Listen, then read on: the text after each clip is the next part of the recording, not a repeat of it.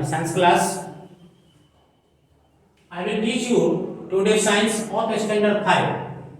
That is lecture 3. Clear? इसके previous class में हमने स्टडी किया था जर्मिनेशन ऑफ सीड्स के बारे में।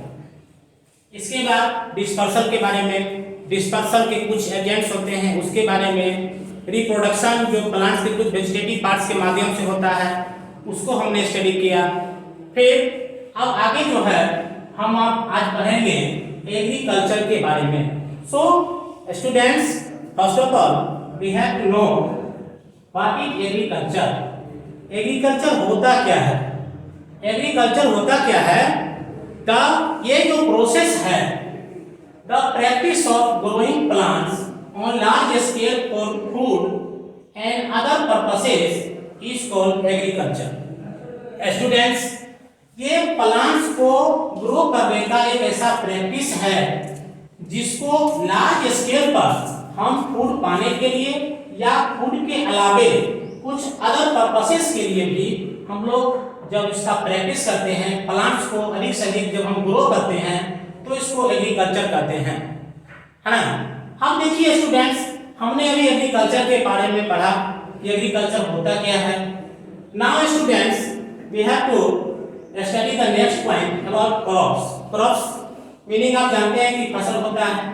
तो फसल के बारे में हम आप जाने स्टूडेंट्स कि plants that are grown in large quantities in a particular region or area during a particular season are called crops. Clear students? देखिए क्या कहता है कि वैसा प्लांट्स जो लार्ज क्वांटिटी में, कौन से क्वांटिटी में? लार्ज क्वांटिटी में जो है इसको हम ग्रो करते हैं। कोई ऐसी ऐसी जगह पर नहीं, एक पार्टिकुलर रीजन, रीजन मतलब क्षेत्र, एरिया कहो या रीजन कहो, तो एक पार्टिकुलर एरिया होना चाहिए और सीजन भी होना चाहिए पार्टिकुलर, क्योंकि क्रॉप सीजनल होता है। तो सीजनल क्रॉप्स में जैसे हम आप आगे पढ़ेंगे खरीफ क्रॉप्स और रबी क्रॉप्स के बारे में, तो हमने अभी क्रॉप्स के बारे में पढ़ा। तो फसल कैसा होना चाहिए? अच्छे फसल के लिए हम लोग क्या करते हैं स्टूडेंट्स? एक से एक मैन्योर्स और फर्टिलाइजर का यूज करते हैं।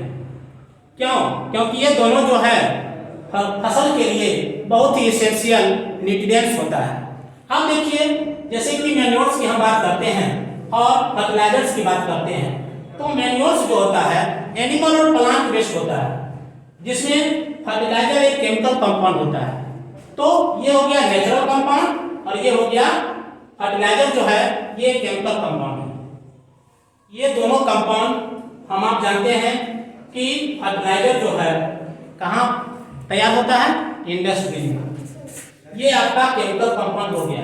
मैन्योर्स जो होता है ये जैसे कि प्लांट का वेस्ट हो गया, एनिमल का वेस्ट हो गया, ये सब मैन्योर कहलाता है। जैसे कि आपको कैटल डंग हो गया, कैटल डंग भी आपको मैन्योर्स में आता है। ये सारे क्या करते हैं कि सॉइल के फर्टिलिटी को बढ़ाता है। जो प्रोडक्टिविटी है उसको ये बढ़ाने का काम करता है मैन्योर्स। फर्टिलाइजर भी एक या एक से अधिक जो है सो फसलों को ये क्या करता है? न्यूट्रिएंट्स प्रदान करता है। तो ये सब फसल में हम लोग देखते हैं कि किस प्रकार से मैन्योर्स और फर्टिलाइजर हम आप यूज करते हैं और फसल में ये जो मैन्योर्स और फर्टिलाइजर जो है किस प्रकार से भूमिका अदा करता है। हमने अभी आपको क्रॉप्स के बारे में स्टूडेंट बताया। अब हम कुछ एग्रीकल्चर के स्टेज के बारे में पढ़ेंगे। क्या पढ़ेंगे स्टूडेंट? एग्रीकल्चर हम आप जो खेती करते हैं तो खेती किस प्रकार से होना चाहिए इसकी जानकारी होनी चाहिए स्टूडेंट। क्लियर? तो देखिए कौन कौन सा स्टेज है। सबसे पहले फ्लोइंग। फ्लोइंग का मीनिंग आप जानते हो, जैसे कि हम लोग क्या करते हैं? जुताई। फ्लोइंग में ये भी एक प्रोसेस है जिसमें सॉइल को हम टर्निंग करते हैं। टर्निंग करके सॉइल को छोटे छोटे टुकड़ों में कन्वर्ट कर देते हैं, ब्रेक डाउन कर देते हैं और इससे हमारा सॉइल जो है सॉफ्ट हो जाता है। तो ये इसमें आपका फ्लोइंग आ जाता है। दूसरा हमने अभी जस्ट बताया कि क्या करेंगे? फ्लोइंग करने के बाद मैन्योर्स और फर्टिलाइजर दोनों को उसमें मिक्स करेंगे। सॉइल मिक्स करने के बाद हमने बताया अभी जस्ट मैन्योर का क्या फंक्शन होता है, फर्टिलाइजर का क्या फंक्शन होता है। स्टूडेंट आप अच्छी तरह से जानते हो कि मैन्योर्स और फर्टिलाइजर्स ये दोनों आप क्या है न्यूट्रिएंट्स सॉइल को देता है, लेकिन दोनों का अलग अलग काम होता है स्टूडेंट्स। अब देखिए हम आपको बताएंगे कि जैसे कि क्रॉप्स का हम आप प्रोटेक्शन करते हैं ताकि उसमें किसी प्रकार का फसल जैसे लगाए और बेबी प्लांट निकला तो उसमें क्या होता है कि उसके पत्तियों में कीड़ा मकोड़ा लग जाता है। तो इंसेक्ट से बचाने के लिए, बर्ड से बचाने के लिए, एनिमल से बचाने के लिए और सारे रेट्स हो गए, ये सारे जो डिस्टर्बिंग एलिमेंट है जो हमारे फसल को डैमेज करते हैं, तो उससे बचाने के लिए हम लोग मैन्योर्स और फर्टिलाइजर का यूज करते हैं। जैसे इंसेक्टिसाइड्स हैं, पेस्टिसाइड्स हैं।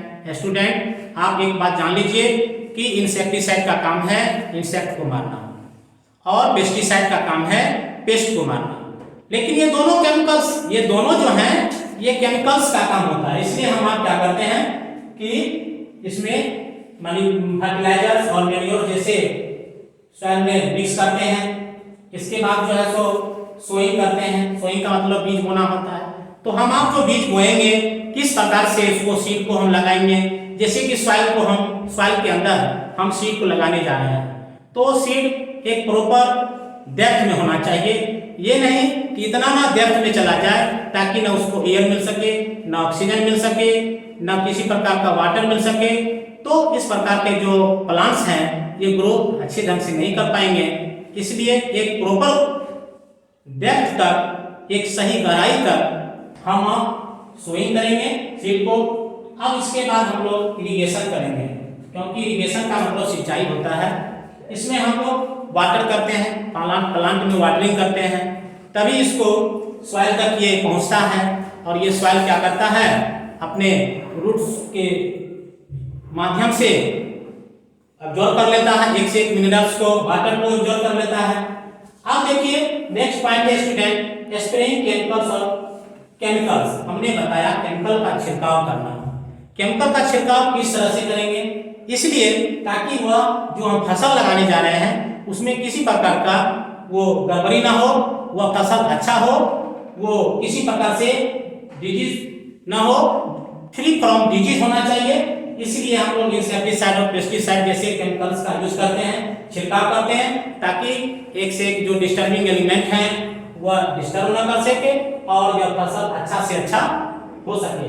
और लास्ट में हम लोग जानते हैं स्टूडेंट हार्वेस्टिंग। हार्वेस्टिंग का मतलब होता है फसल कटाई।